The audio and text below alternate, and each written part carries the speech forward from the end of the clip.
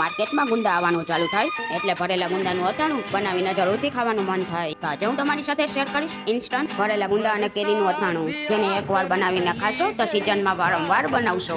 તો અહીંયા મેં 250 ગ્રામ ગુંદા અને 250 ગ્રામ જેટલી કેરી લીધી છે. તો હવે ગુંદા ઉપરના ટીડિયાના ભાગના હાથની મદદથી આ રીતના કાઢી લેશું. હવે ગુંદામાં રહેલા ઠળિયાના ભાગના કાઢવા ગુંદાના ઉપરના ભાગને આગળ આ રીતના ગોઠવીએ અને દસ્તાની મદદથી સેજ પ્રેસ કરી દઈએ અને છરીની મદદથી ગુંદામાં રહેલા બિયાના ભાગને હળવેકથી કાઢી લેશું અને બધા ગુંદાના આ રીતના તૈયાર કરી લેશું. તો અહીંયા મેં કેરીને પણ કટ કરીને તૈયાર કરી લીધી છે, સાથે ગુંદા પણ તૈયાર છે. તો હવે ગુંદાને ભરવા આચાર મસાલો લીધો છે. જેની રેસીપી જોતી હોય તો અમને કમેન્ટ સેક્શનમાં જરૂરથી કહેજો. તો હવે ગુંદામાં મસાલાને આ રીતના દબાવીને ભરી લેશું અને બધા જ ગુંદાને ભરીને આ રીતે તૈયાર કરી લેશું. તો હવે બાઉલમાં સૌ પ્રથમ નીચે કેરીનો થડ કરશું, તેની ઉપર થોડો આચાર મસાલો એડ કરશું અને હવે ભરેલા ગુંદાને આ રીતના ગોઠવી લેશું. તો હવે થડ કરેલા આ ભરેલા ગુંદા ઉપર ગરમ કરેલા તેલને ઠંડુ કરી ગુંદા ઉપર આ રીતના ડૂબા ડૂબી એડ કરશું. તો તૈયાર છે ભરેલા ઇન્સ્ટન્ટ ગુંદા કેરીનું